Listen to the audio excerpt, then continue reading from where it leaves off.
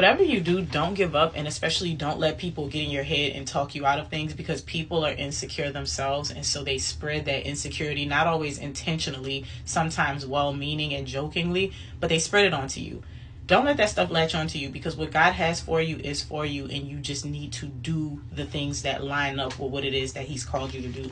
So this is a section of the book where, so Regis is a professional boxer. He was training for a particular fight at the time that he was doing this, and it's commonplace to try to make weight for your fight. And so he was in the sauna during this part of his training. And this is a gym where he used to train people. So he meets up with one of his clients in there. And this is a guy that he helped to lose like a lot of weight. So when we caught up in the sauna, it had been 2 years since our last training session. His continuous weight loss made him hard to recognize. He vented about his lifestyle changes and fitness progress, and then asked me what I've been up to. Once I gave him an update on my boxing career, he suspiciously responded, "Aren't you too old to be trying to make it in boxing? I'm surprised you're still fighting." Again, he may not have meant it in the way that it came out, but this is a person who is not necessarily happy with themselves, so they're projecting that onto other people. I've never been the defensive type to quickly get into my feelings. I casually responded, "Yeah, I'm still at it, bro." And the conversation died right there. His down talk gave me life. I felt like I couldn't go anymore in the sauna, but I pushed past my time limit. It was meant for me to remain in the sauna that day. A few minutes after I was supposed to end my session, my former client began talking about how much he hated his job to other people in the sauna. They all joined him on the soapbox. I didn't have any energy to participate, but that wasn't why I didn't join the convo. I couldn't relate to their plights and wouldn't swap places with them for anything in the world. Even though I was going through an excruciating process of training camp and cutting weight, I was in love with boxing.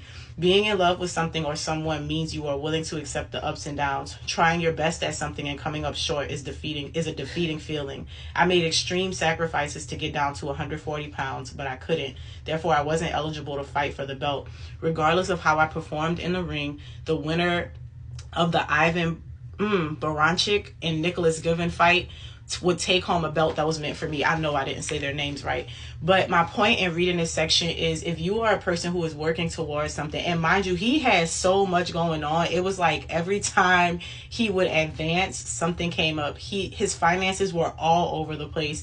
He was really, at this point in his career, not making a whole bunch of return on his investment of years and years and years into this sport. So imagine somebody saying something like that to him at that point in his career. It could have been easy to internalize that and be like, man, maybe I am too old. Maybe I do need to do something else. And this is why you have to be careful of the things, not only that you share with other people, but the people that you allow around you and in your space.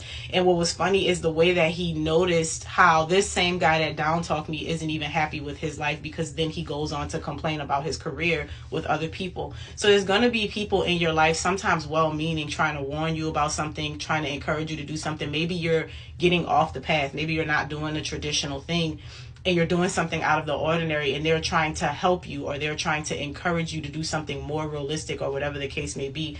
It's your job to not allow those things to get to you, and to continue to go on the path that you're supposed to be on. It may not mean that you're going to have a victory, because even after doing that and he pushed through, he still didn't make weight for the fight.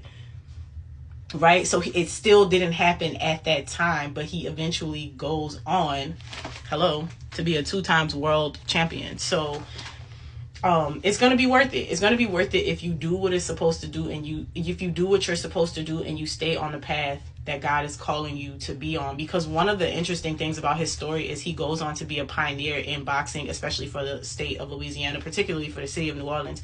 And that was one of his goals.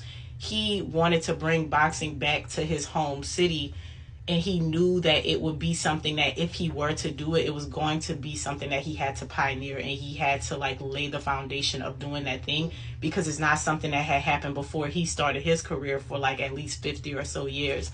And so to go on and to beat all of these things that came at him, to overcome adversity after every single turn, to get knocked down and get back up, to be at a point in your career where for years it's not even prosperous monetarily, right? It's taxing on your body. You're constantly having to prove yourself. These are the things that people in our microwave society are not willing to look at. But when you look at his career, and you look at, because he starts the story around the time of Hurricane Katrina, and it goes up to about, I think it ends when I finished, I think it was 2022.